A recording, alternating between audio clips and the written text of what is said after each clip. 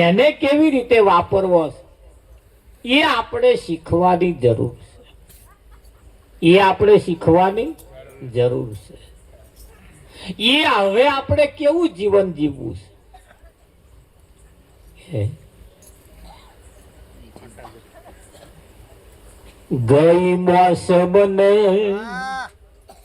છેલ્લે પૂછતીએ થોડી થોડી સમજણ થઈ. એ ખાવા જેવું પાક્યું નહીં કઈ કે છે નટું ભાઈ બોલ કેવી કરવી એ મારા ભાઈની સીઝન બદલાઈ ગઈ.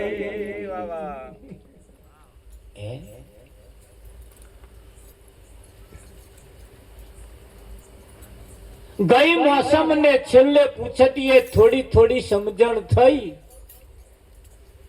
ખાવા જેવું પાક્યું નહીં કઈ કે છે નટુભાઈ. આ તો છેલ્લે છેલ્લે કદાચ જે રહ્યું છે એ જો કદાચ ના ભેલાઈ જાય તો આ કરેલું કઈક મજરે આવે.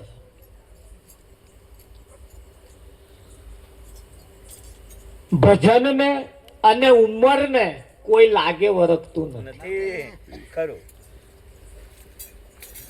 ભજન કયા સમયે થાય એવું કોઈ સ્થાવર નક્કી નથી. ભજન જવાનીમાં થાય તાર ઘડપણમાં થાય. ઘડપણમાં ના થાય એવું નહીં થાય. આ ભક્તિ ક્યારે કોને વરે એનું કશું નક્કી નહીં. વિઠ્ઠલમાં એનું કોઈ નક્કી.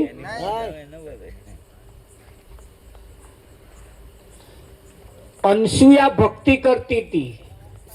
સતી અનસુયા થઈ ગઈ. એ ભક્તિ કરતી હતી પણ એ ભક્તિ કરતો કરતો કરતો કરતો કરતો કરતો 60 વર્ષ ઉપર વાણા વીતી ગયા.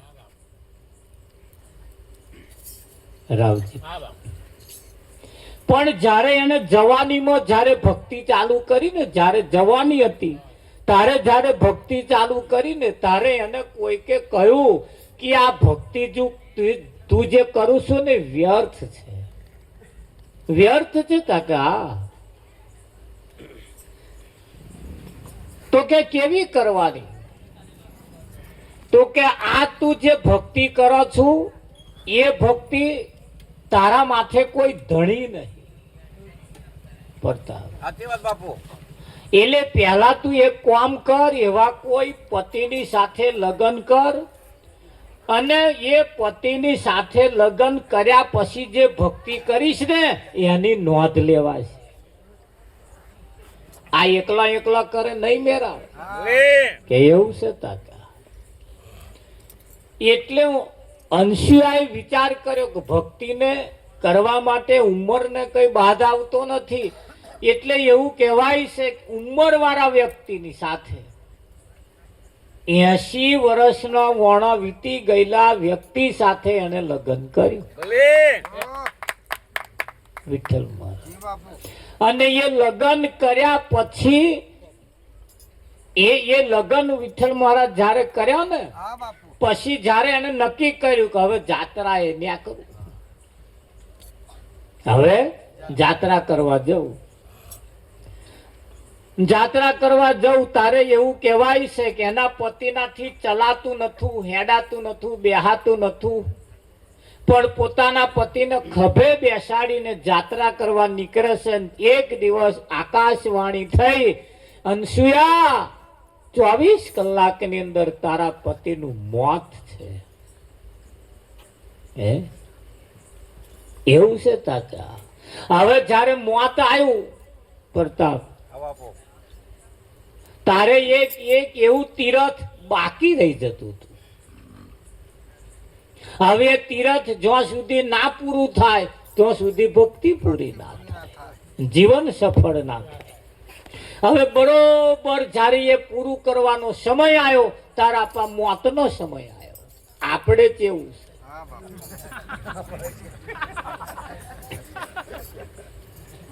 આપણે ન જણાયું જાનકી નાથે કાલે સવારે શું થવાનું છે. બરોબરનો એ સમય આવ્યો, તે જ સમય હવે જો ના થાય, જે નક્કી કર્યું છે જો ના થાય તો આ જીવન બરબાદ થઈ જાય. સતી અંશુએ તે સમયે પોતાના તપોબળથી જે કર્યું તું એની સાક્ષીમાં રાખીને કહ્યું, હે સૂર્યનારાયણ, જે જગ્યાએ છું ત્યાં ઉભો રહેજે. મારે જે કરવા જેવું છે, મારે જે પૂરું કરવા જેવું છે ના થાય તો સુધી અહીં આગો પાછો ના થતો. એવું શાસ્ત્રો જેની શાક પૂરીને કે છે, સતી અંશુએ સૂર્યને 6 મહિના સુધી આથમવા દીધો નતો. તારે દેવતાઓ ગભરાવા લાગ્યા. સૃષ્ટિનું જે ચક્ર હતો એ અર્થ વ્યર્થ થઈ ગયું. દેવતાઓ વિચાર કરવા લાગ્યા, આ છે કોણ એવું કે જેને સૂર્યને સ્થિર કરી દીધો. નારદ ને બોલાયા. નારદ પા બધું જાણતા હોય. નારદ ને બોલાયા અને નારદ ને પૂછ્યું, નારદ શું છે કે તમને કોઈને ખબર જ નહીં? ના, શું છે? અરે કે છે, મૃત્યુલોકની અંદર કોઈ સતી અંશુયા નામની સતી છે, જેણે પોતાના પતિને ખભે બેસાડી અને 4 ધામની જાત્રાએ ન્યા કરી છે. આ 3 પૂરા થયા, એક બાકી રહ્યું છે. એ બાકી પૂરું કરવા હાતું એને સૂર્યને સ્થિર કરી દીધો છે. અરે નારદ ના ચાલે, પણ આ બધું વિધિ આવી વહેલી કે હું તો ચેતારે 6 મહિના નવરી જ બેહી રહી. આ કાળ ચક્ર ફરે તો હું કઈક ને લઈ આવું ને.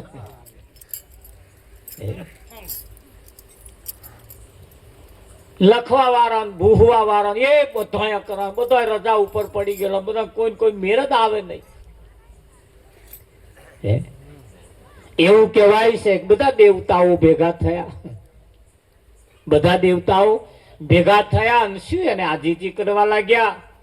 વિનંતી કરી અને વિનંતીના અંતે અંશુયાએ એક પ્રસ્તાવ મૂક્યો, મારું કામ પૂરું ન થાય ત્યાં સુધી મારા પતિનું મોત ના થાય. અને એવું કહેવાય છે કે દેવતાઓએ જ્યારે એને મદદ કરી તારે એ સૂર્યને અહીંથી છૂટો કર્યો અને અંશુયાએ લીધેલી પ્રણ પ્રતિજ્ઞા એને પૂરી કરી એક વખત. એમ જીવનની અંદર અહીં આપણો પણ કોઈ ધ્યેય છે, અહીં આપણો પણ કોઈ ધ્યેય છે. અમારા રામદાસ મહારાજ બોલ્યા કે હવે જીવન અત્યાર લગીન તો મેં પરમાર્થના કાજે વાપર્યું જ છે અને આ શરીર રહે તો સુધી વાપરે જ રાખી. મૂર્તિ ફાલુડીને કઈડ્યો પાછો વ્યાછી. મૂર્તિ ફાલુડીને પાછો કઈડ્યો વ્યાછી એક એવી કહેવત છે. આવા ઝાલ્યા રે ફરી. એક તો આડમ હતું જ તે, એક તો આડમ હતું જ તે અને પાછું મળ્યું પડતા. આવા ઝાલ્યું રે. પણ જેને નક્કી કર્યું છે, જેના જીવનની અંદર કઈક ધ્યેય છે, અને દરેક વ્યક્તિના જીવનમાં કઈક ધ્યેય હોવો જ જોઈએ. છાપરું કરીને પડી રહેતા હોય એના જીવનમાં પણ કઈક ધ્યેય હોવો જોઈએ. આવતા વર્ષે પાકું મકાન બનાવી દઉં, પરિવાર સુખેથી રહે, એવું કઈક નક્કી કર. અને ધ્યેય પ્રમાણે જે ચાલે છે અને કોક દાડે ધ્યેય પૂરો થાય છે ને થાય છે. દરેકના જીવનમાં કંઈક ની કંઈક ધ્યેય હોવો જ જોઈએ. ધ્યેય વગરનું જીવન નકામું છે. ધ્યેય વગરનું જીવન નકામું છે. ધ્યેય વગરનું જીવન અરયા ઢોર જેવું છે. અરયા ઢોર જેવું છે. ઢોર બે પ્રકારનો હોય, એક ધણિયાતું ઢોર અને એક અરયું ઢોર.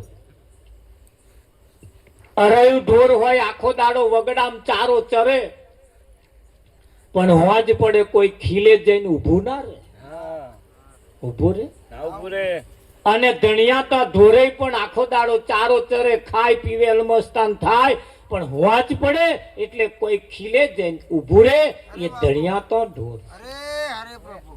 એમ આપણા જીવનમાં પણ કંઈક ધ્યેય હોવો જોઈએ. જેના જેના જીવનમાં કંઈક ધ્યેય છે એવા હોજ પડે, એવા ખીલે જઈને ઊભા રહે.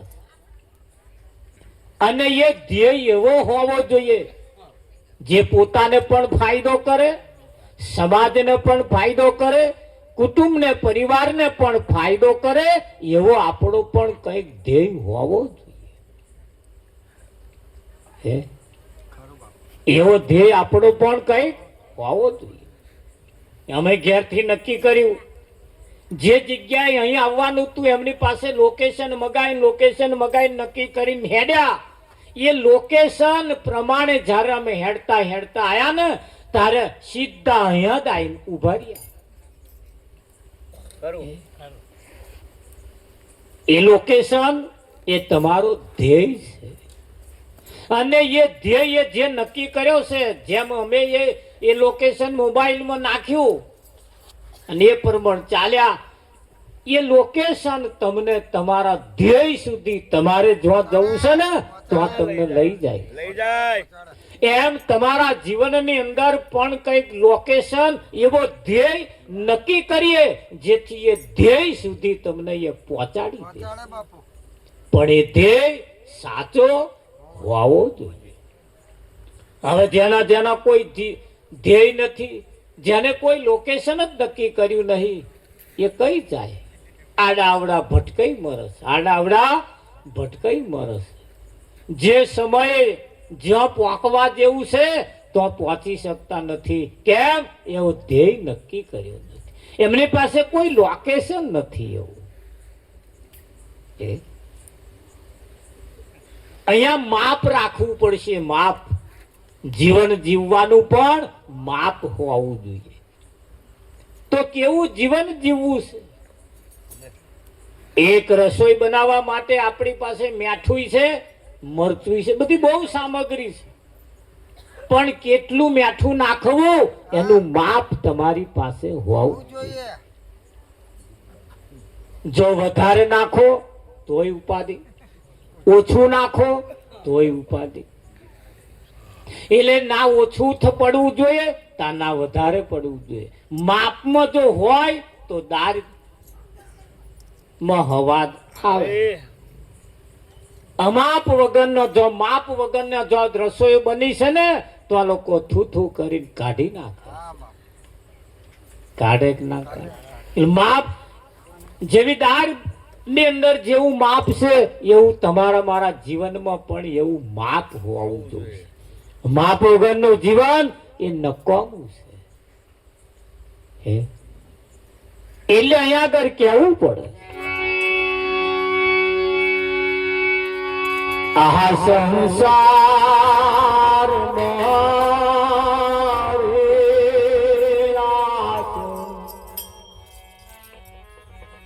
સહાર મારે જનમ્યા ગોવિંદના ગુણ ગાવા. સંસાર મારે જનમ્યા ગોવિંદના ગુણ ગાવા. ચોરાસી તારવા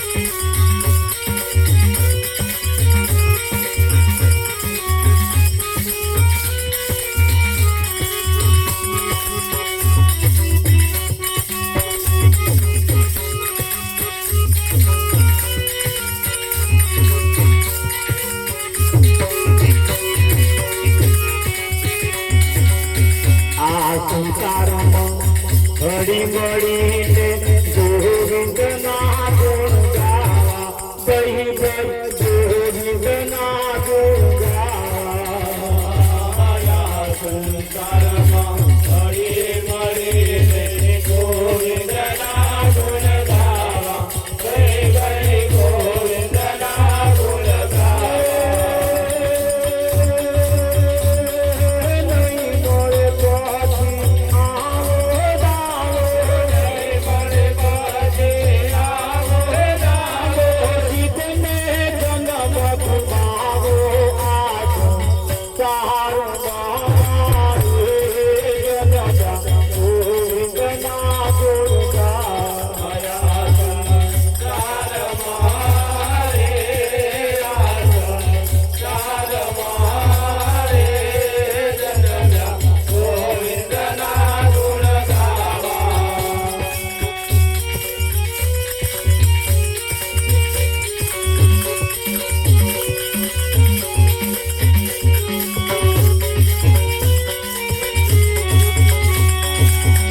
સંસાર સાગર કોઈના પરવારી નમો ગઈ કોઈના પરવારી નમો સંસાર સાગર કોઈના પરવારી નમો ગઈ કોઈના પરવારી નમો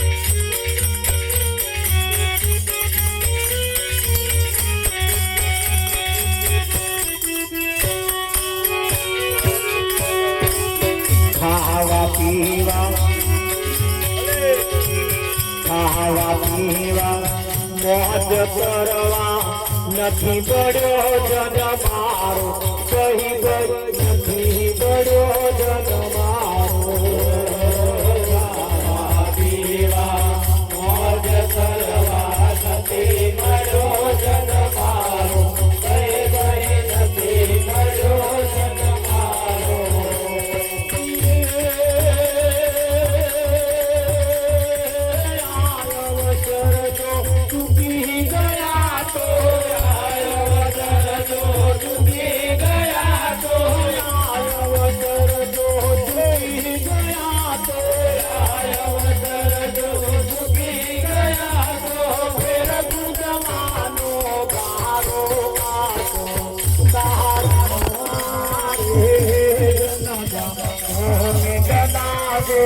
આયા સંસાર મારે આ સંસાર મારે જન્મ્યા ગોવિંદના ગુણ ગાવા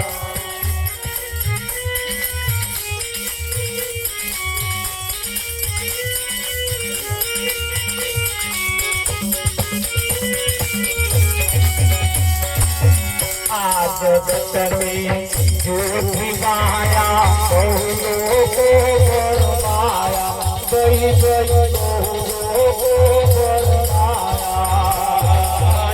જગતની જૂઠી માયા બહુ લોકો પરમાયા કઈ બોલો પરમાયા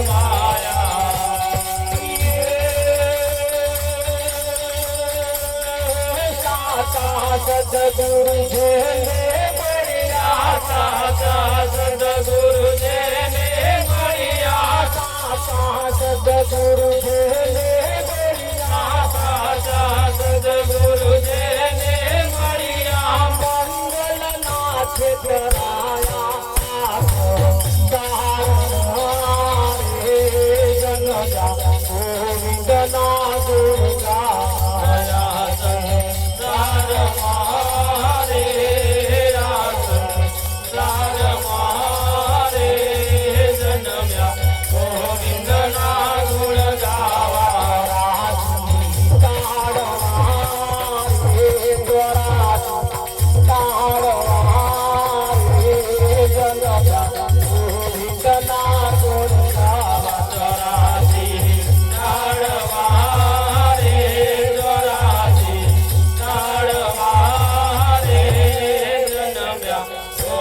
કૃષ્ણના ગુણ ગાવા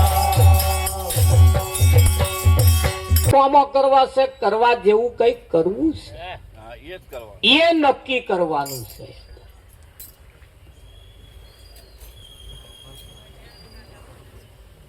અને જેણે જેણે કઈક નક્કી કર્યું છે, આ સંસારમાં હળી મળીને ગોવિંદ ના ગુણ ગાવા, નહીં મળે પછી આવો દાવો સિદ્ધને જન્મ ગુમાવા. અરે આવો વખત મોકો વારંવાર મળવાનો નથી. સ્વામી કોઈ ભાઈનો મોબાઈલ વાગે છે, જરી એને બંધ કરાવજો.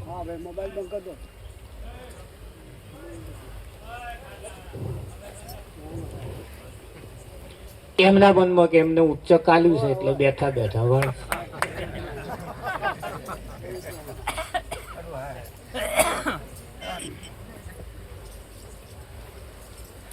સંસાર સાગર ઊંડો કૂવો, કોઈના પરવારીને મુવો. આ કૂવો એક એવો છે ને, અહીં કોઈ પરવાર્યા જ નહીં. બધાનો સપનો અધૂરો જ રહ્યો. આ જગત ની અંદર બધાનો સપનો અધૂરો. છેલ્લે પૂછટીએ વાળાને જઈને પૂછ્યાઓ,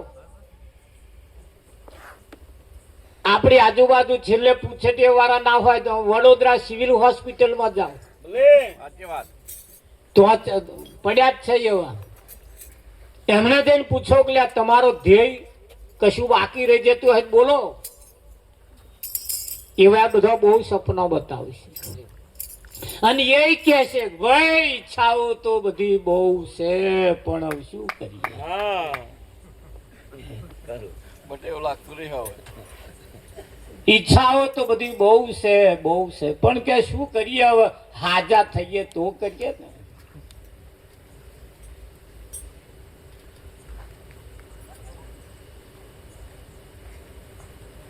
તારે કશું નહીં કે હવે અમારા કશું થાય એવું લાગતું નહીં, પણ એક કામ કરજો, મારા મરી ગયા પછી કે મારા ફૂલો હરિદ્વારમાં જઈને પધરાય આવી. ભલે બર્યો નજીક બતાવીને ગયો હતો તોય સારું મહીસાગરમાં પધરાયો છે, તો ખર્ચો ઓછો થાત. પણ આ છેલ્લે પાછું એવું મિલતો ગયો, અમને કા ના ટાઈમ હોય તો આઘું જવું પડે. મેલીને જ એવું ગયા છે ને.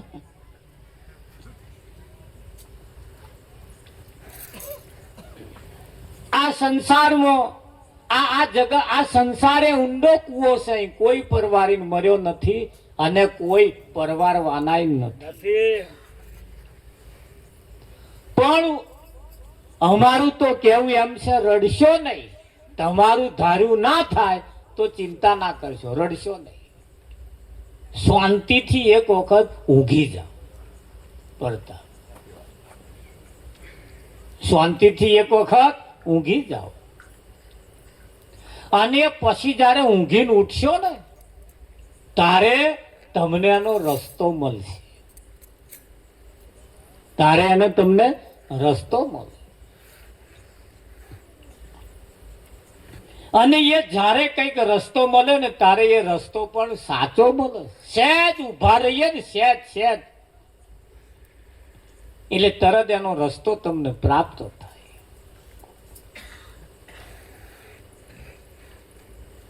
એમ જીવનની અંદર જ્યારે કિંમતી સમય તમને મને જ્યારે મળ્યો હોય ત્યારે આવા સંતોની સાક્ષીએ સંતમાં પુરુષોના સાનિધ્યમાં જઈ અને કંઈક મેળવવા જેવું છે, કંઈક પ્રાપ્ત કરવા જેવું જે છે એનું માર્ગદર્શન લઈ અને એના તરફ પ્રયાણ કરવા જેવું છે.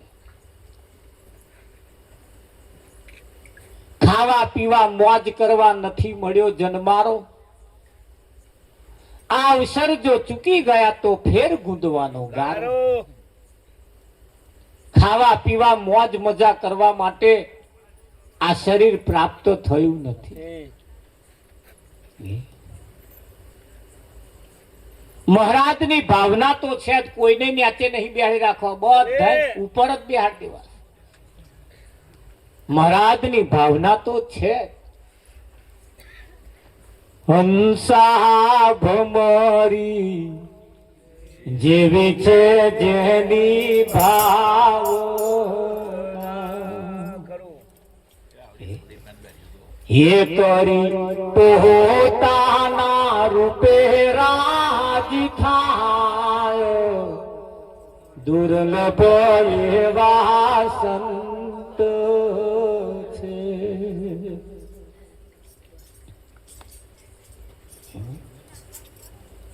હંસા નેણ ધરેલે નાભી હસે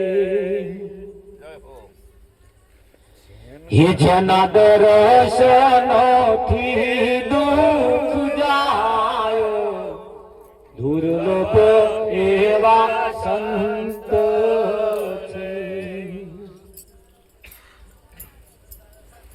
એવા કોઈ સંતની પાસે જઈએ જેની ભાવના ઊંચી હોય. અરે બાપુ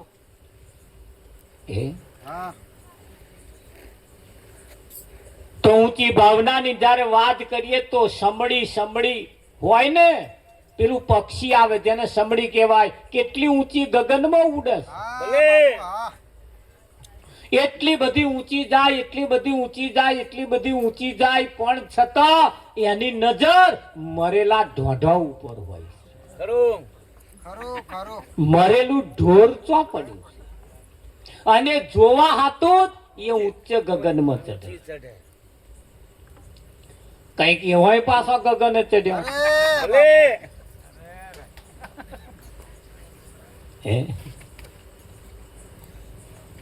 પણ મહારાજની ભાવના કેવી છે, ગુરુની ભાવના કેવી છે?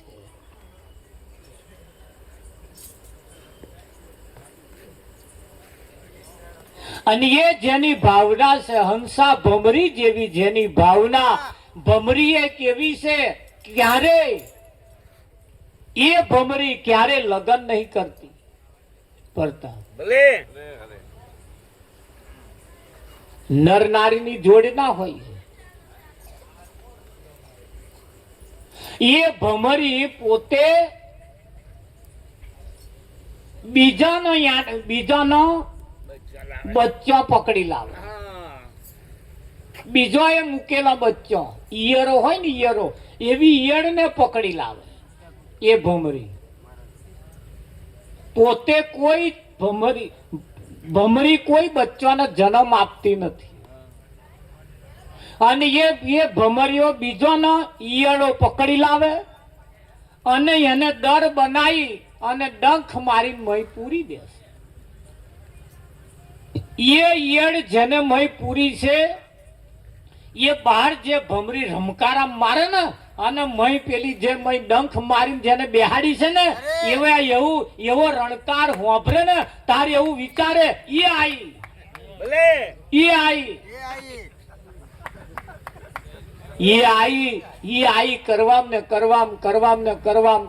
કરવામ ઈયળને પાંખો ફૂટી જાય. અને ચટકો માર્યો છે, મય બેહાડી છે, છતોય કોઈ સમરણ ના કરે. એ મય ખોખા થઈ જાય. અને એ ભમરી જેવી ના બની શકે. તારે ભમરીનો એમાં વાંક નહીં. એમના એ ચટકા વેઠયા.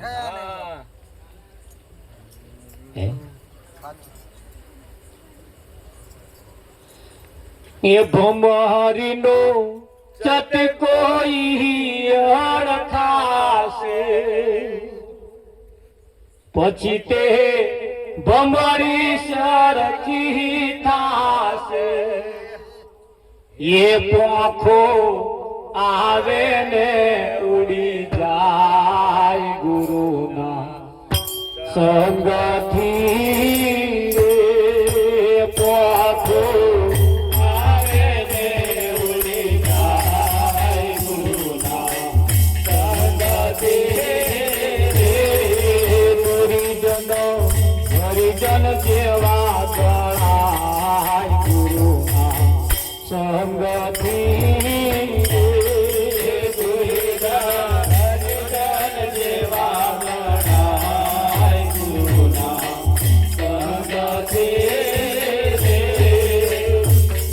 ગુરુ મહારાજના સંગમાં એટલી તાકાત, કોઈ ભાઈને શરીરે કોડ થયા હોય, પેલા દોરો ચાઠો પડે ને કોડ થયા, એ જેને આવા કોડ થયા હોય, એ કપડો જે પહેરતો હોય, એ કપડો જો બીજો કોક પહેરે તો એને કોડ થાય. વિઠ્ઠલ એને કોડ થાય. એને જે રોગ થયો છે ને, આ દોરા ચાઠો પડેલો, એ જ રોગ એનો કપડો જે પહેરે અને એને પાછો એવા કોડ, એવા દોરા ચાઠો વાળો રોગ થાય.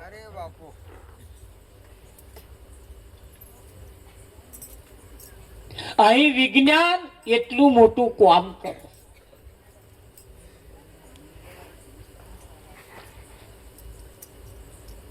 ધર્મરાજાએ 5 પાંડવો જ્યારે હતા ત્યારે હમણે ધર્મરાજાએ પરીક્ષિતને જ્યારે કહ્યું કે હે પરીક્ષિત, આ બધાય દરવાજા ખોલજે પણ આ એક દરવાજો ના ખોલે. આ બધાય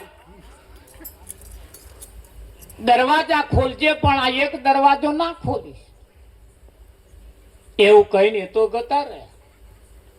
ઘણા વખતો વીતી ગયા, ઘણા સમય વીતી ગયા, તારે ઓને મય પાછો સળવાટું પડ્યું.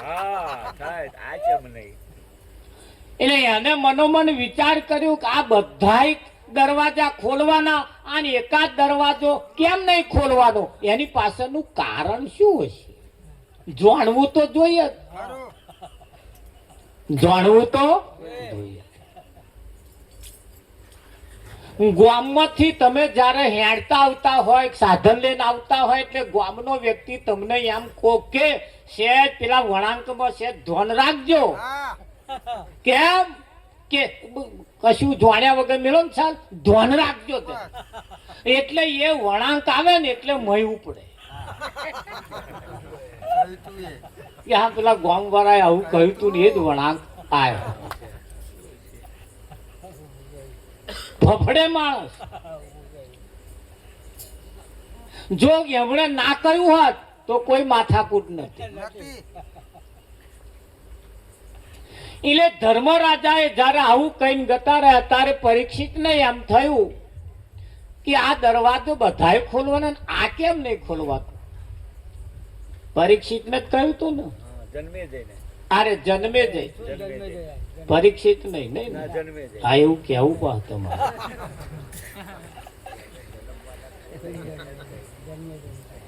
એ જન્મે જઈ રાજાને જયારે કહ્યું કે ભાઈ બધા દરવાજા ખોલજે પણ આ એક દરવાજો ના ખોલે, તારે એને મય સળવાટ થયો કે કેમ નહીં ખોલવાનો. એટલે એક દાળ એમને ધર્મરાજાના ના કહેવા છતાં એ દરવાજો ખોલ્યો. તાર મય આબે હુબ માથાનો મુંગટ મૂકેલો હતો. એ તો વાત કહીએ, એ પરીક્ષિત જન્મે જઈને એ ભવિષ્યવાણી. એ પરીક્ષિતે પછી એ જયારે જોયો આબેહૂબ માથાનો મુંગટ જોયો, એટલે કે આટલો સરસ માથાનો મુંગટ છે, એને ફરી ફરી જોયું. આ મુંગટ સિવાય તો આનીમાં બીજું કશું છે જ. આટલો આબેહૂબ મુંગટ છે છતાં ધર્મરાજાએ મને આને ખોલવાનું ના કહ્યું. એ મુંગટ લઈ અને માથે મેલ્યો. એટલે એના પછી બહાર શિકાર કરવા જવાની ઈચ્છા થઈ. એટલે ઘોડા ઉપર બેઠો.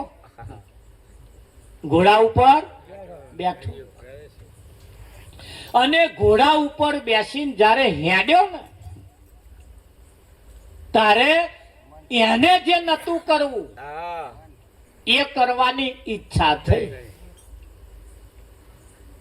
રાવજી એ કરવાની ઈચ્છા થઈ. થાય કે ના થાય?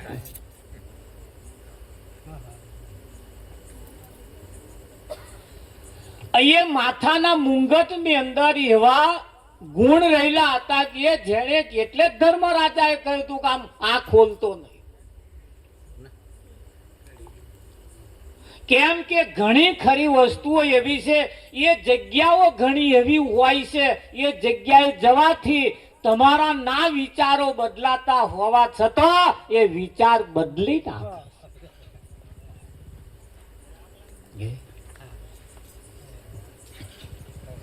નાવડીની અંદર બેઠા પછી પર પારાશુર મુનિ નાવડીમાં બેઠા. આજ લગીન કોઈ માથાકૂટ નથી, પણ એ નાવડીમાં બેઠા ને એકાંત જ્યારે જગ્યા આવી ને તારે એના વિચારો બદલાયા.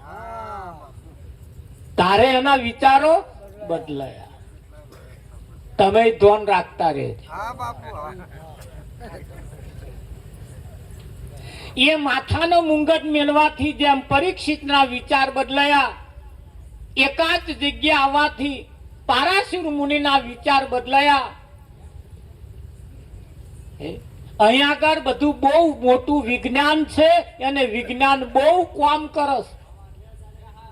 આ બધાયમાંથી જો છૂટવું હોય, આ બધાયમાંથી જો જીવન મુક્ત જો થવું હોય તો કોઈ મહાન પુરુષના શરણમાં રહેવું પડશે.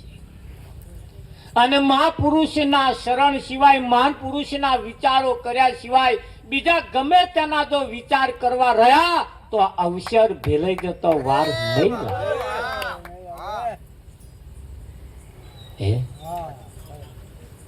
શું કરવા આયા હતા અને શું કરીને ગયા? ઉત્તમ કાર્ય કરવા માટે આયા હતા, કંઈક એવું જીવનમાં નક્કી કરીને આયા હતા. પણ વચ્ચે એવા મળ્યો, રાજા રાવણ નક્કી કર્યું ખારો સમુદ્ર મેઠો કરી, સોનામાં સુગંધ ભેરવું અને સ્વર્ગમાં સીધી સીડી મૂકવું. આડાવરા જવું જ ના પડે. આ ત્રણ મુદ્દા નક્કી કરીને બેઠો તો, અને એને બેન શૂરપંખા જેને કહેવાય એ નાક કપાઈ આવી. નાક કપાઈ અને એ નાક કપાઈને આવી અને રાવણના દરબારમાં આવીને ઉભો રહી. મોટા ભાઈ, હું રાવણની બોન શૂરપંખા. રાવણે કહ્યું પણ તું બોન, તારી આ હાલત આવી કોણે કરી? અરે કે છે જંગલની અંદર એવા કોઈ બે આયા છે.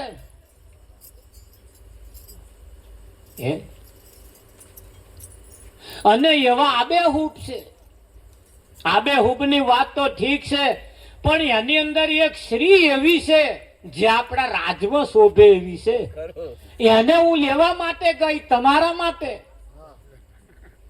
વાત આખી પલટાઈ નાખી. મોટા ભાઈ, હું તમારા માટે ગઈ હતી. એમાં એકાદ જણા મારું નાક કાપી નાખ્યું. ગઈ હતી એના હાથું, પણ નાક કપાયું એટલે એને બીજા ઉપર ઢોરી દીધું. અહીં આવું જ ચાલે, અહીં આવું જ ચાલે. એમનું જયારે એમના ના થયું એટલે એમણે એવું ઢોરી પાડ્યું. અને રાવણે વિચાર કર્યો, મારા માટે મારી બેન જયારે આવું કોઈ કામ કરતી હોય અને જયારે આ એ બેનનું અપમાન થાય અને એ અપમાનનો બદલો લેવા હતું એણે જે નક્કી કર્યું હતું એ એક બાજુ રહી ગયું અને બોને જે લેન આવી એમનું ચાલુ કર્યું. બાજી બગડી ને. આપણે આવું ના થાય એનું ધ્યાન રાખતા રહી. ઘણી વખત ડાયવર્ટ થઈ જવાય છે અને સંતો કહે છે એને યાદ રાખવું પડશે. સમય અને સંજોગો પ્રમાણે વર્તવું પડશે. સમય શું છે?